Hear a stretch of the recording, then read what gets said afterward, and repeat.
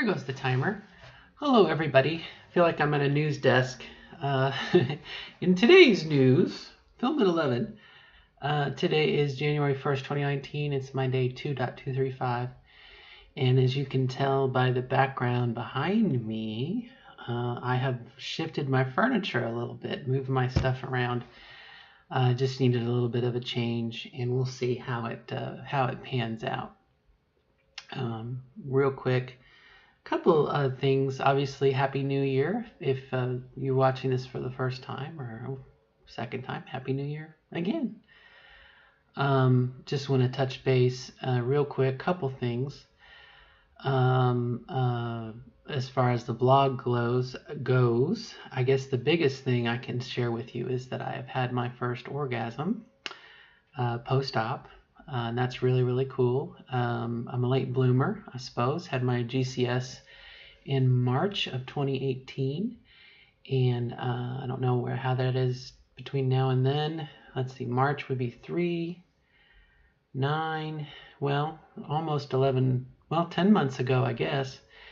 And I had surgery again in July that probably, to fix some stuff that kind of probably changed some stuff around. But I don't know, we all have it when we have it, and there's no right or wrong. Maybe I wasn't doing it right before, I don't know. But for 2 nights now, the night before last and then last night, I was able to have climax and orgasm. So that's pretty damn good. I'll try again tonight just to see if I get it down pat. I don't want to forget how to do it, And obviously, everyone, your own mileage may vary on how you do it. Sorry, I can hear voices outside.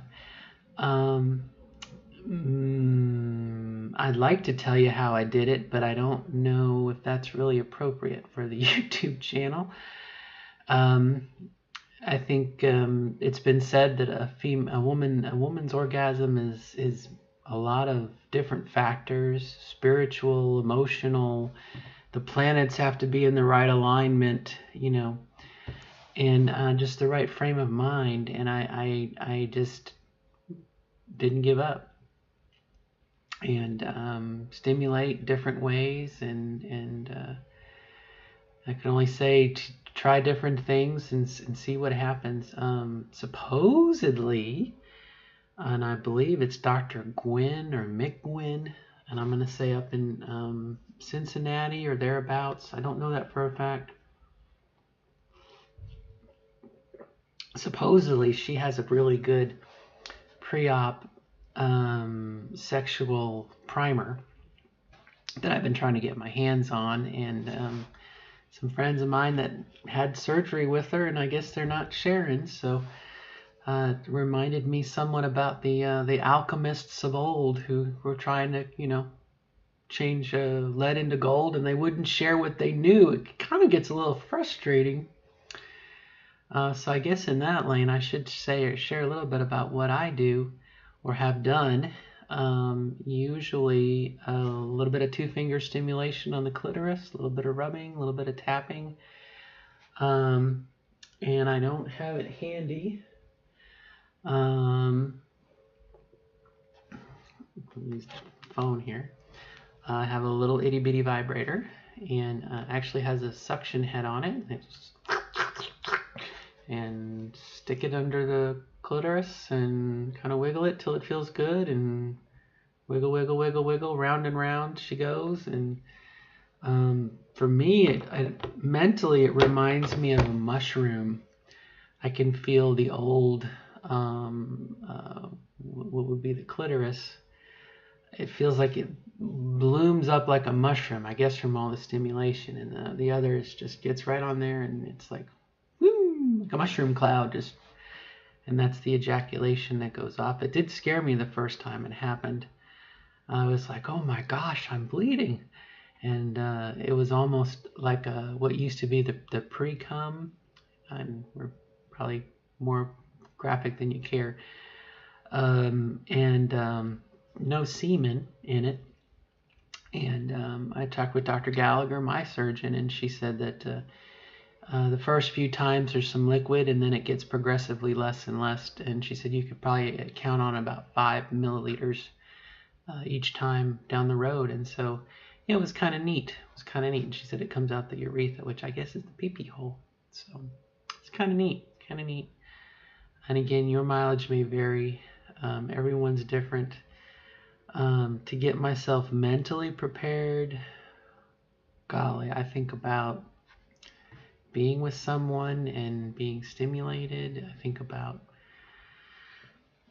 maybe one day having bigger breasts that someone will fondle and play with and whatnot. It really is a bit of a mental journey, a physical journey. Things kind of have to come together and be aligned. And it made me very happy that I was able to repeat it last night. So tonight might be a third. We'll see. We'll see how it goes. How does it feel? Pretty damn good. I can't imagine having intercourse though and doing it, just because the stimulation is different. Although, who am I to say? I haven't had intercourse yet, so I can't verify that. I guess the stimulation of the penile going in there would also do it, I suppose. But anyway, we'll find out, and I'll let you know. Hopefully, assuming I don't get banned from YouTube or anything. It's educational purposes, not done anything or said anything I think offensive. And again, your mileage may vary. So that's kind of cool, good news. And especially in light of me 10 months after surgery feeling like I was never going to be able to do it. So pretty cool. Page 2. Paul Harvey used to say, page 2. Page 2. My mom had come up for a couple days, and it was really a different kind of visit. My daughter's a little older, so Christmas didn't quite have the same magic to it. And I had a lot of things I needed to deal with that kind of kept it from being kind of fun. You know, initially, it used to be we'd get up and have coffee and visit and talk about Christmas and everything. And my mom came up like the day after Christmas.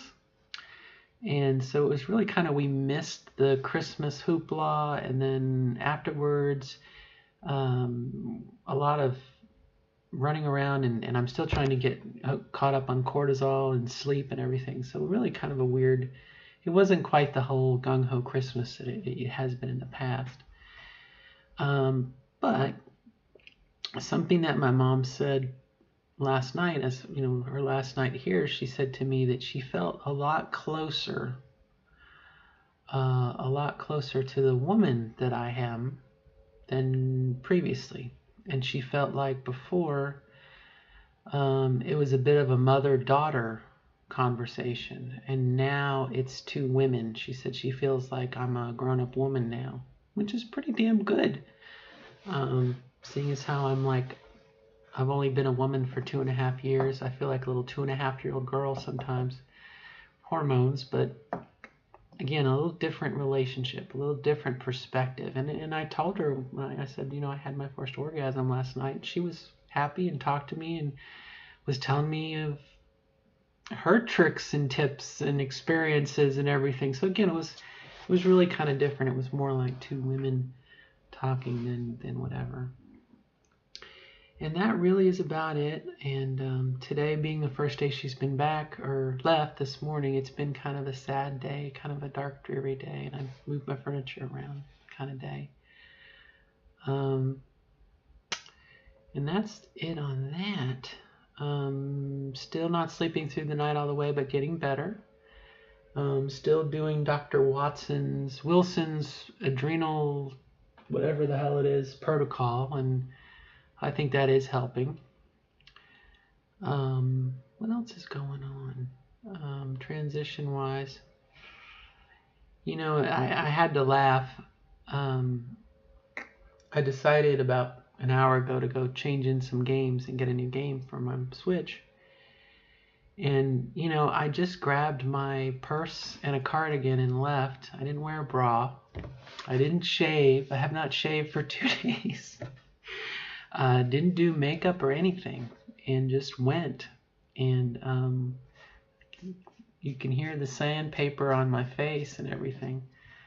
Went there and, hey ma'am, how can I help you? There was a problem with their card reader, so they said, come over here, ma'am. And then employee said to the manager, she's having an issue, so she's going to come over here. Or just rolled with it. And on the way home, swung by Heine Brothers. I really should take stock in or buy stock in. Just a second.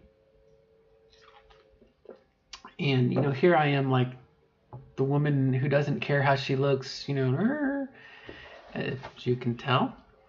And the woman, and I'll say a girl, but it was a young woman, probably in her 20s, who was the barista, I guess. Beautiful, beautiful, beautiful, almost like a CoverGirl model. Those CoverGirl commercials where the girl selling the makeup really doesn't need to wear any makeup because their skin is flawless. And she let me see if I can even attempt. Her foundation was flawless. Like just satin, and her contouring, and she had just the right amount of blush on here, and then her eyes just were perfect brown eyeshadow. Beautiful, beautiful, beautiful, beautiful, beautiful, beautiful. And I just had to chuckle and the observation again,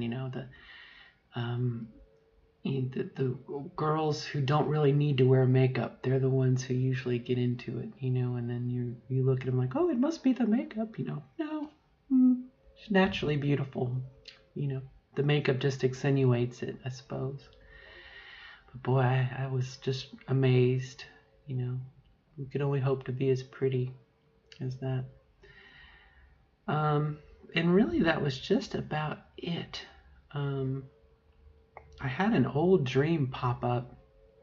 I guess I want to share, and then I'll sign off, and I appreciate the bandwidth sticking with me. There was a James Bond movie. This is a big turn here. And I don't remember which one it was, and unfortunately I don't remember who it was. I don't think it was Daniel Craig, and I don't think it was Pierce Brosnan, but the villain in the movie was a Chinese officer who needed to hide, and so he kind of had like really intensive chemotherapy down to his bone marrow, and then got bone marrow transplants and got his DNA to start to rebuild off the new bone marrow. And so by the end of the movie, this was a 2 or 3 year, 5 year period of time, he looked like a Caucasian person because his body had regenerated off this new inherited DNA, right? Bone marrow. And in the back of my mind, I had this thing about, wouldn't that be cool for like a trans person to do that? Not chemotherapy or whatnot, but just the idea of, and I guess that's what hormones is, but to take the chemo to kill to a certain point and then to replace it with like a genetic female, and then your body would rebuild off that new code. Isn't that kind of cool? I guess that's what hormones is, though. Really, that's what HRT is, right? You're just switching from one blueprint to the other. Your body's blueprint. But anyway, I thought that was kind of cool. And really, that's just about it. I will say on a general scale, I can't say that I'm happy. I can say that I'm content, and definitely right now I'm happy sharing, these good news with you, the orgasm and my mom. Things good there and everything. That is good. That makes me feel good to share those things. But I had something else too that's going to be the icing on the cake, and then I promise I will shut up. Something my mom said, because I kind of started to harp a little bit about happiness, and much to my credit, I took notes. So that in a couple days from now, when my mom's visit kind of fades away and I go back to work and everything, I have my notes I can look at that will help me feel better. But some of this may apply to you and in general. So if you'll pardon the generalization, and I apologize. I know some people are like, everybody's different, and you're absolutely right. Your mileage may vary, your situation very different probably from mine. But hey, if it helps, it helps, you know? Oh, well. But I don't think we give ourselves credit for how far we have come. And obviously, Transition Tuesday, you see people post pictures on Facebook, you know, and of course, you've got some beautiful 21-year-old who's done hormones and their body is so much more receptive than someone at middle age, you know, like me. But we really, I think, I know for myself, I shortchange myself. I don't give myself the credit for all of the stress and all of the difficulty that we've encountered as part of this process. And you know, my mom had said something about, you know, you might think you're having a bad day, but look at how far we've come. You know, look at how far you've come in your journey. You know, the decision to make the transition, the decision to allow yourself the ability to explore and see who you are inside, who we are inside, you know, to do that, and the risks that we maybe take with our family and our spouses or our children, to allow ourselves to allow this person, this inner person, to come out and be the outer person. I think, again, for myself, I don't give myself enough credit for digging in and doing those changes. And maybe that will be a bit of a push up or a hand up, not a handout, but a hand up.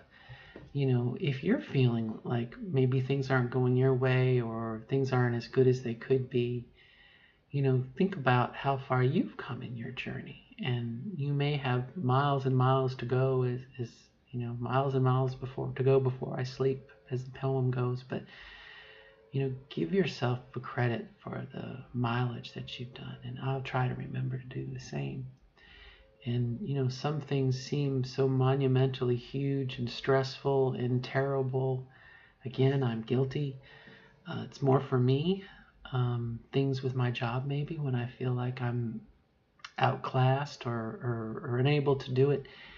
But then to think about all the things that we've done to get to where we are. And we've got to be smart. We've got to have a survival skill. We've got to be...